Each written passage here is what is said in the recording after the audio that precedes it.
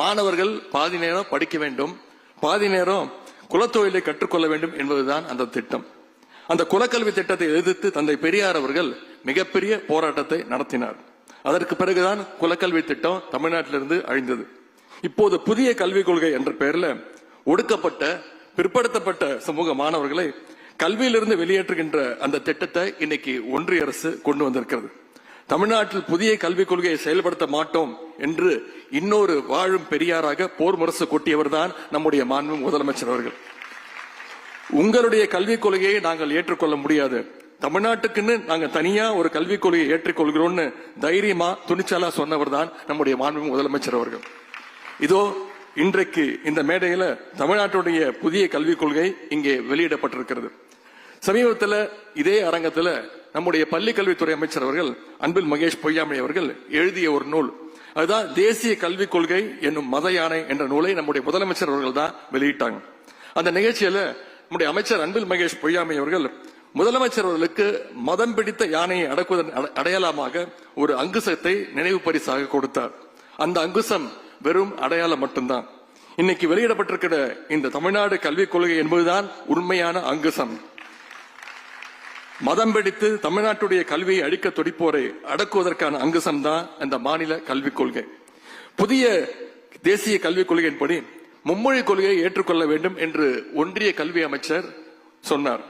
மும்மொழி கொள்கையை ஏற்றுக்கொண்டால்தான் தமிழ்நாட்டுக்கு வழங்கப்படக்கூடிய 2600 கோடியை தருவோன்னு வெளிப்படையாகவே மிரட்டினார்கள். 2000 கோடி அல்ல, நீங்க 10,000 கோடி கொடுத்தாலும் தமிழ்நாட்டு மும்மொழி கொள்கையை ஏற்றுக்கொள்ளாது என்று தைரியமாக சொன்ன ஒரே முதலமைச்சர் நம்முடைய முதலமைச்சர் அவர்கள். எந்த ஒரு மொழியாக இருந்தாலும் அதை கட்டாயப்படுத்தி திணிப்பதை தமிழ்நாட்டு மக்கள் ஒருபோதும் ஏற்றுக்கொள்ள மாட்டார்கள். இதுதான் தமிழ்நாட்டு மண்ணுடைய வரலாறு. நம்முடைய முதலமைச்சர் அவர்கள் இங்கே தொடங்கி வைத்த மொழி உரிமை போரை மகாராஷ்டிரா வரைக்கும் பரவுச்சு. அங்கே நடந்த மிகப்பெரிய ஒரு போராட்டத்தால அந்த மாநில மக்கள் அரசு மும்மொழி கொள்கையை திரும்ப பெற்றது. இப்படி எல்லா மாநிலங்களும் விழிப்புணர்வு பெறும்போது ஒன்றிய அரசே மும்மொழி கொள்கையை கைவிட வேண்டிய கட்டாய சூழ்நிலை கண்டிப்பாக உருவாகும். இந்திய அரசியலமைப்பு சட்டத்தில் கல்வி என்பது மாநில பட்டியலில் தான் இருந்தது, ஸ்டேட் லிஸ்ட்ல தான் இருந்துச்சு. பிறகு அதனை கன்கரண்ட் லிஸ்ட் என்று சொல்லப்படுகின்ற ஒத்திசைவு பட்டியலில் அது சேர்த்தாங்க. இதன் காரணமாகத்தான் தமிழ்நாட்டுடைய கல்வி உரிமை மீது பல முனையில் இருந்து இன்னைக்கு தாக்குதல் நடந்து கொண்டிருக்கின்றன. எங்களுக்கான கல்வியை நாங்களே முடிவு செய்து கொள்கிறோம் என்ற மாநில உரிமையை நிலைநாட்ட கல்வி மீண்டும் மாநில பட்டியலுக்கு கொண்டு வரப்பட வேண்டும். இதற்கான தொடக்கமாகத்தான் தமிழ்நாடு மாநில கல்வி கொள்கையை நான் பார்க்கின்றேன். அதே போல அரசு பள்ளியில படிச்சு IIT போன்ற முதன்மை உயர்கல்வி நிறுவனங்களை சேர்ந்திருக்கக்கூடிய மாணவர்களுக்கு இங்கே பாராட்டு விழாவும் நடந்து கொண்டிருக்கிறது. நண்பர் மகேஷ் நான் பேசிட்டு இருக்கும் போது கேட்டேன், இந்த மாணவர்களை பத்தி சொல்லு அப்படின்னு. அப்ப சொன்னார், குறிப்பா திருவண்ணாமலை மாவட்டம் கரிக்கிலாம்பாடி கிராமத்தை சேர்ந்த தம்பி சந்துரு தந்தையை இழந்தவர், பாட்டியினுடைய அரவணைப்பில் அரசு பள்ளியில படிச்சு JEE கிளியர் செய்து இன்றைக்கு உத்தரகாண்டில் உள்ள IIT ரூர்க்கியில் சேர்ந்திருக்கிறார். அவருக்கு நம்முடைய பாராட்டுகளை தெரிவிப்போம்.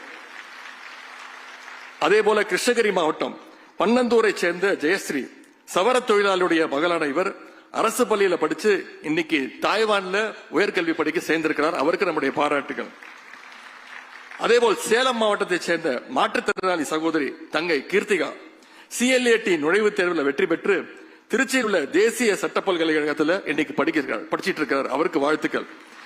இவர்களை போல இன்றைக்கு வந்திருக்கக்கூடிய 100க்கும் அதிகமான அரசு பள்ளி மாணவர்கள் தமிழ்நாடு அரசின் துணையோடு பல முதன்மை உயர்கல்வி நிறுவனங்கள்ல இன்னைக்கு சேர்ந்திருக்கிறாங்க.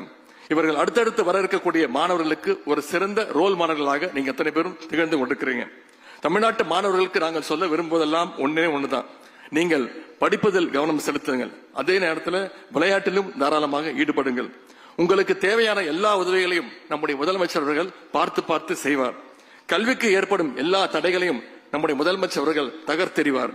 இங்கு வந்துள்ள அரசு பள்ளி மாணவர்கள் உங்களுடைய எதிர்காலம் சிறக்க எங்களுடைய வாழ்த்துக்களை நான் மீண்டும் தெரிவித்துக் கொள்கின்றேன். அதே போல தமிழ்நாடு மாநில கல்விக் கொள்கை என்னும் மகத்தான ஆவணத்தை தயாரித்துள்ள அந்த குழுவுக்கு என்னுடைய பாராட்டுகளையும் வாழ்த்துக்களையும் நான் தெரிவித்து வாய்ப்புக்கு நன்றி கூறி விடைபெறுகின்றேன். கல்வியிலும் தமிழ்நாடு நிச்சயம் வெல்லும். நன்றி, வணக்கம்.